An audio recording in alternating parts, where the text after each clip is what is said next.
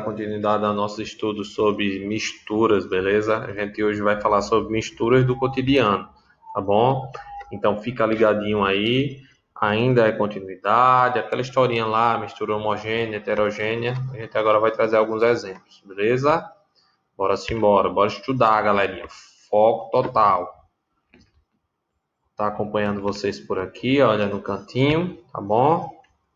E aos poucos a gente vai compreendendo um pouco mais. Bom, as misturas como um todo elas são chamadas de dispersões, né? Os diversos tipos, tem diversos tipos de dispersões. Por que esse nome de dispersão? Porque ela vai ser constituída de uma parte que é dispersante, que seria a que está em maior quantidade, e a parte dispersa, que é o que está em menor quantidade. Então você vê que existe dispersão, né? Homogênea, que seria a água e o sal, e dispersão heterogênea, que seria a água com a areia, já que a areia não se dissolve. Bom, existem tipos diferentes de dispersões, né? A gente dá uma classificação para cada tipo. Então, a gente tem as soluções, a gente tem a dispersão coloidal, que mais à frente a gente vai aprender o que é isso daí, e a suspensão também, tá? Então, bora agora para as soluções. Olha só, as soluções elas também são conhecidas como misturas homogêneas, tá, gente? A gente já estudou isso, que são aquelas misturas em que fica apresentando apenas uma fase, ou seja, característica das misturas homogêneas, que ela tem aparência uniforme, né? Com apenas uma fase, beleza? Não mais que uma fase. Quando você dissolve o sal na água, você só consegue ver a água, basicamente, não mais o sal. Podem ser sólidas, líquidas e gasosas. Essa que é a novidade aqui para a gente, tá? Então, a gente vai ver alguns exemplos de cada uma dessas.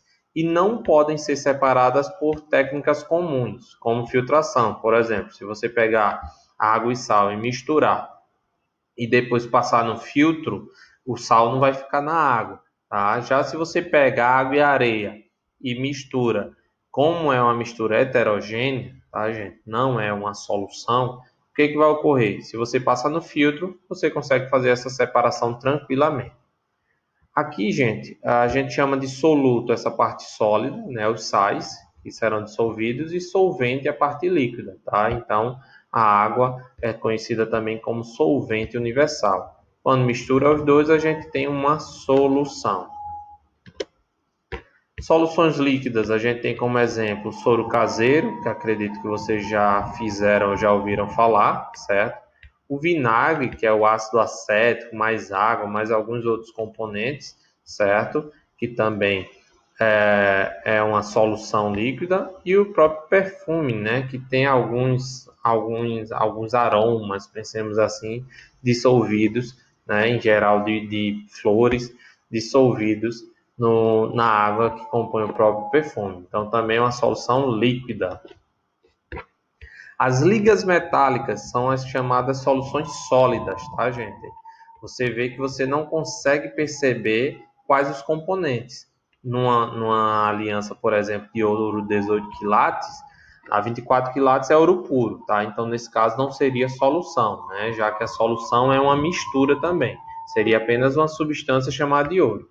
Mas a 18 quilates, ela tem 75% de ouro e 25% de prata ou cobre. E você não consegue perceber essa diferença, né, entre a prata e o cobre. É apenas um especialista que vai saber, certo? Você só consegue ver o ouro. Então, aqui é chamado de solução sólida.